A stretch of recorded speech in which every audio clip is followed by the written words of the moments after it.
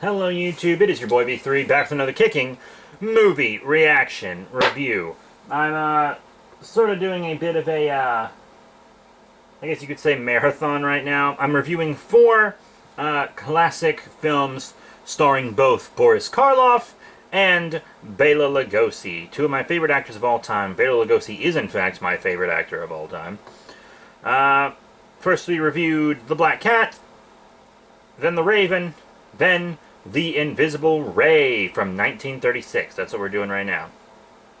Each one of these films came out the year after the predecessor. They're not sequels, but, you know, still fun. So, The Invisible Ray is a science fiction horror film. A little more sci-fi than horror.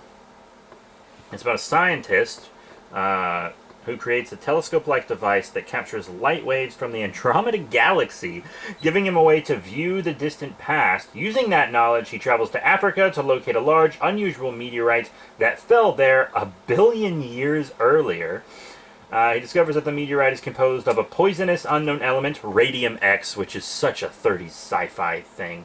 After exposure to its rays, it begins to make him glow in the dark, and his touch becomes deadly, and he begins to slowly go mad. Boris Karloff plays the good scientist, and Boris Karloff plays the bad scientist. Bela Lugosi plays the good scientist.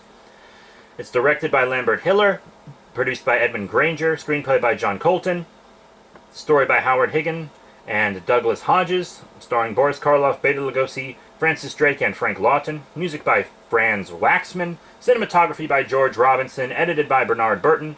It's produced and distributed by Universal Pictures. Release date, January 1936. The runtime is a little longer than the previous ones. It's about an hour, 20 minutes. It's from the United States, and it's in English. So, before this production, the next film was actually supposed to be Bluebeard, starring Karloff and Lugosi, right? But that production just didn't go through. But Universal was like, we have to release a Karloff-Lugosi film by the end of 1935, which is something they obviously didn't do, since this film is from 1936. So they hired Stuart Walker, the director, and screenwriter John Colton to make The Invisible Ray. And apparently Walker was not happy with Colton's script, and he requested a 3-day delay before production. So I guess they could do a rewrite, but he was denied that because they wanted to get the film out by the end of the year, and he left the production. He was just like, not with that script, no way. And he was replaced by Lambert Hiller. And Hiller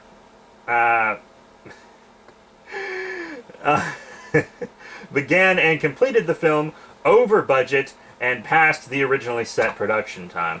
So, so it didn't work out.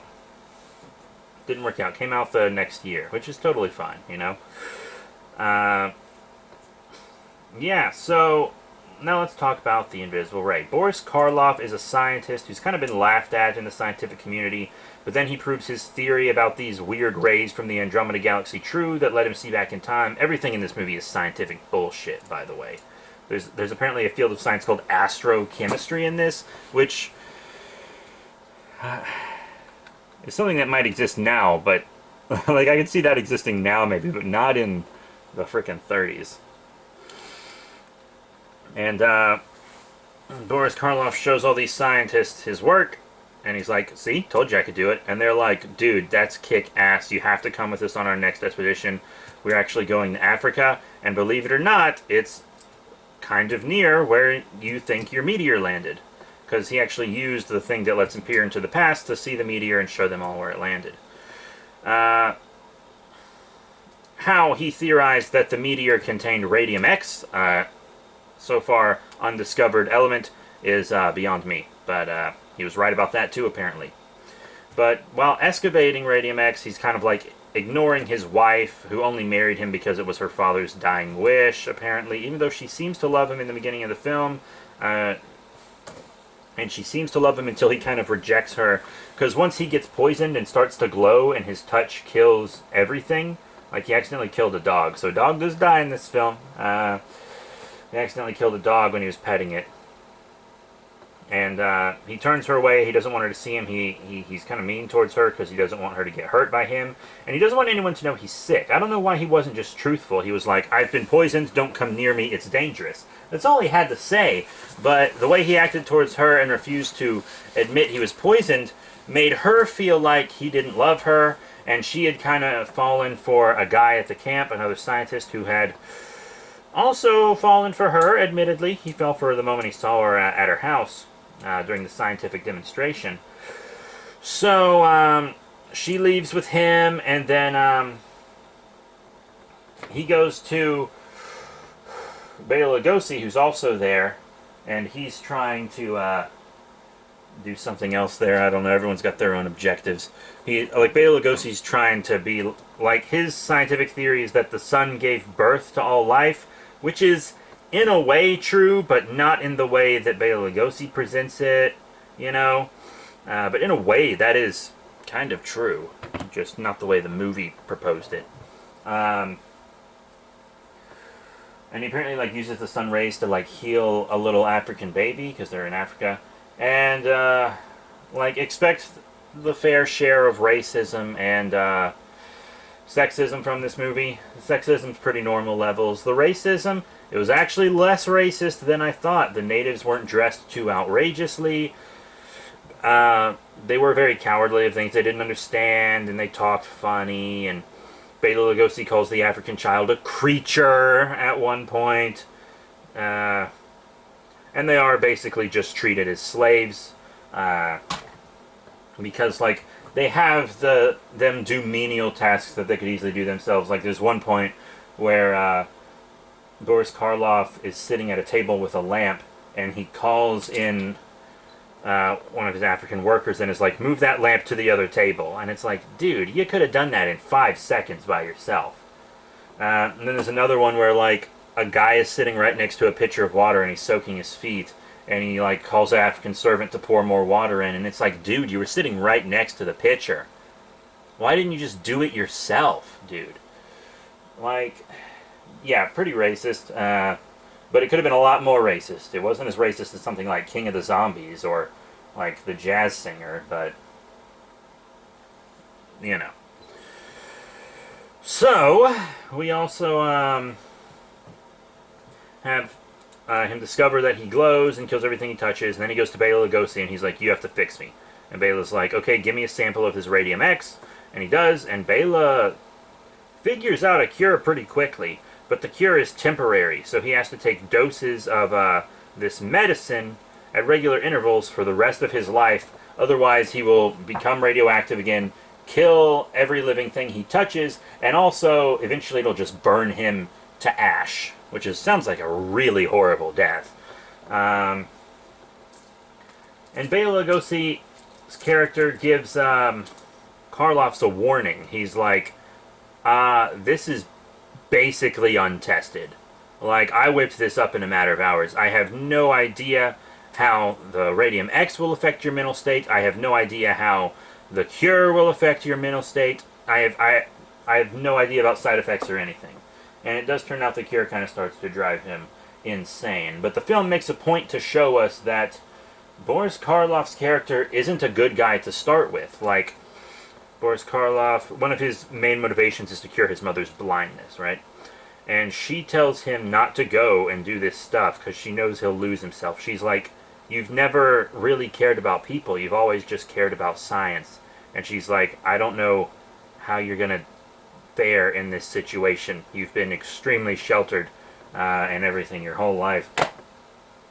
And he goes anyways, and then he discovers the Radium X, puts it in the quote-unquote invisible ray, which the ray of which is not invisible. And Boris Karloff, when all his workers want to leave, he uses the ray to destroy a giant rock formation, points it at them, and he's like, if you leave, I will turn you to ash. Makes them stay. So he's already not a good person. And even before he goes crazy, we see that he's definitely more concerned with having power than he is with helping people. Like, he wants to cure his mother's blindness, but he doesn't really want it to treat anyone else, and he doesn't want anyone else to have the power he has. He just wants to have power and be recognized. And he does kind of get his recognition because everyone kind of betrays him. As I said, his wife leaves with another man, which is pretty rare in a film of this time, actually. If the other character doesn't die or something, quite rare. And then he gets that news at the same time that he gets the news that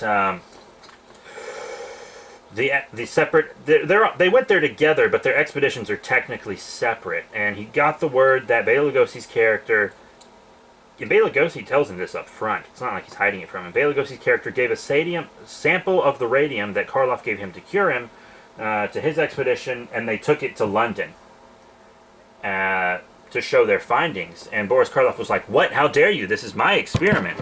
And then Bela Lugosi was like, "Oh, don't worry. We're going to give you 100% of the credit. You are getting all the credit. Don't worry." And he was like, "No, it was just for me." And Lugosi's like, "Dude, this is an expedition. You know, we have to get our money's worth out of it. If we go back and we say we didn't discover anything, they're never going to give us money for an expedition again. The whole point of this expedition is to bring scientific findings back. That's what expeditions are for." Which is completely correct. Bela Lugosi's character is completely correct when he says all this. And Boris Karloff gets mad, and he tells Lugosi to leave because he might kill him in anger. Because he just found out all this stuff at the same time. And then Boris Karloff does use the ray to cure his mother's blindness. And then, like, newspaper headings and stuff, and people talking in the film keep saying that, "Wow, this Radium X, it performs so many medical miracles," but the only thing we ever see it do is destroy things and cure blindness. We literally only see it cure blindness. But every character in the film is like, "It's performed so many different medical miracles," but it hasn't. It's only cured blindness, as far as the viewers know anyways. You know? So, Boris Karloff goes to Paris, where pretty much everyone else who was on the expedition lives. He lives in England. He goes to Paris. His mother, of course, warns him not to. He confronts Bela Lugosi, and Bela Lugosi's like, "Why are you mad at us? They gave you a Nobel Prize. Every person in the world knows your name. Dude, you're a hero to the entire world." And he's just like mad at Lugosi because he didn't get to keep all the discovery for himself, even though he got full credit and everything. Crazy. But once again, you know, the Radium X and the cure seem to both be affecting his mental state. So, he fakes his death, and he starts killing off the other 6 people that were on the expedition one by one. And the way he does it is he lets himself become radioactive again by missing a dose, and then he touches them and kills them, and takes the dose before he turns back to ash. Whew. So he wants to kill a couple that was there. Man and his wife. He wants to kill what's now his ex-wife because he faked his death, so wants to kill her new husband. Wants to kill Bela Lugosi, and there was one other person. Who the heck was it? Okay, Bela Lugosi, one couple, second couple, and then there was one other scientist, I think, that was there. Yeah. So, Bela Lugosi kills the man that he uses to fake his death. He uses the body to fake his death. He, and then he kills one scientist. And then he kills the couple. And every time he does, he destroys one of the 6 statues outside his hotel room to kind of like signify it. And he assigns them each a designation. He's like, "I'm going to kill you because you're a thief. You went to London with my discovery without my permission. I'm going to kill you because you set my wife up with another man, basically. I'm going to kill you because you are the other man. I'm going to kill my wife because she betrayed me. I'm going to kill Bela Lugosi because he betrayed me as well." And even though they were all very good to him, and he was the one doing things wrong the entire time, of course. So he does the first 3 killings, and Bela Lugosi very quickly figures out it's him. Actually, he figures out it's him after the first murder because he uses this BS science trick to see a reflection in someone's eye. Like, apparently the reflection is burned into their eye of the last thing they see, and the last thing he saw was the murderer. And I swear I've seen that in another movie. I know I've seen that in another movie before. I just can't think which movie. Hell, it might have been Doctor Who. You know, that might have been in Doctor Who. Doctor Who got it from this film. I mean, this film does have a decent portion of it take place in London. Most is in Africa and Paris, but... And it does have a British actor as top billed. Boris Karloff's British. Yeah, I think that was in Doctor Who where I saw that.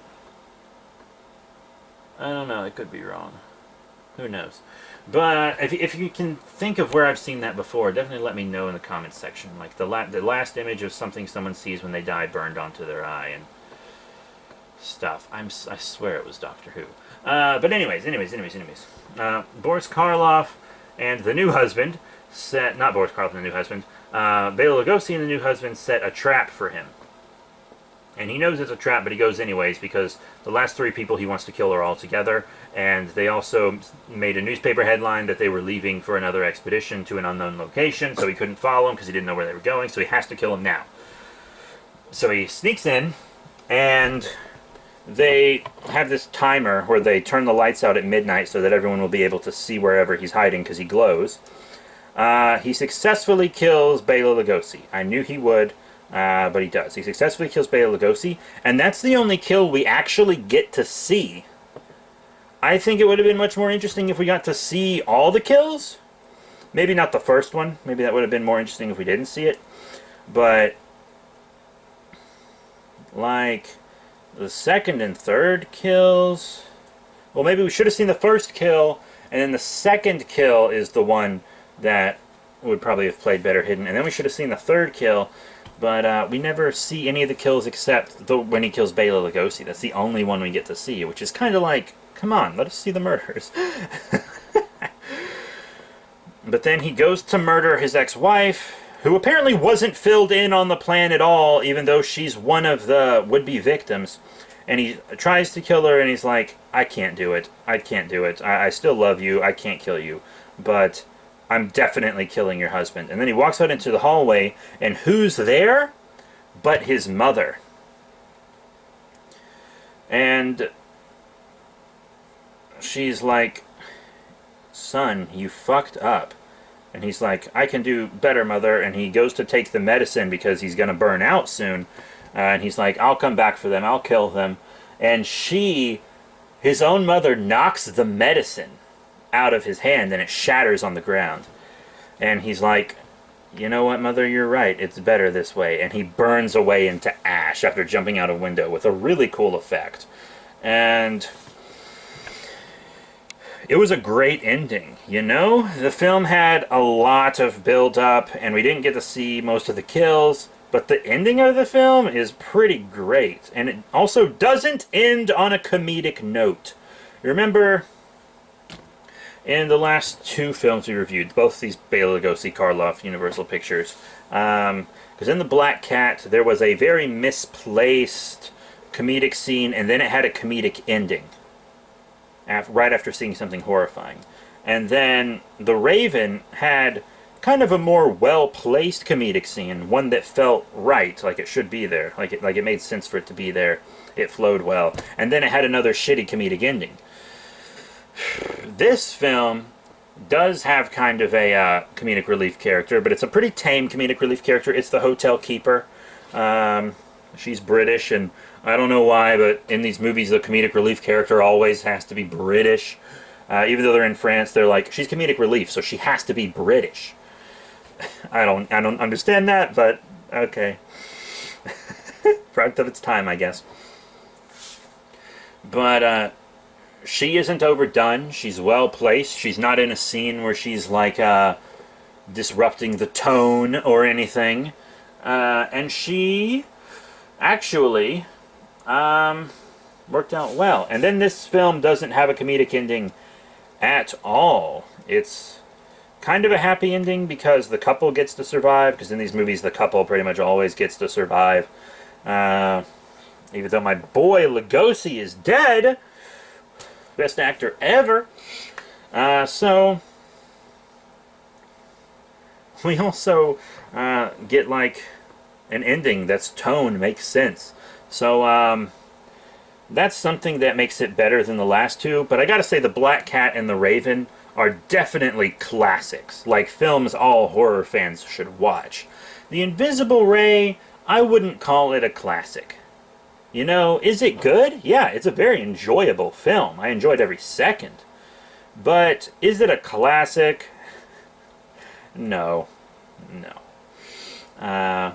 It's skippable if you want, but honestly, look, I recommend watching as much Boris Karloff and Bela Lugosi as possible, especially since, I'm not gonna lie, they got some pretty good on-screen chemistry, especially since every time I've seen them on screen together, they've been adversaries. They've been like against each other, and in real life they were actual rivals. So I think that brings a lot to the performance, because they're rivals in their characters on screen, and they're also rivals in real life, and that does translate, especially through Bela Lugosi's performance, because Bela Lugosi kind of had some resentment towards Boris Karloff, you know? Boris Karloff got famous on a film that Bela Lugosi allegedly turned down. There are mixed stories on that, but allegedly Bela Lugosi turned the role down, and then Karloff got famous off of it. Even more famous than Lugosi, and he was still riding high on Dracula, because Dracula and Frankenstein came out in the same year, right? Same year. Only profitable year Universal had during the Great Depression, 1931.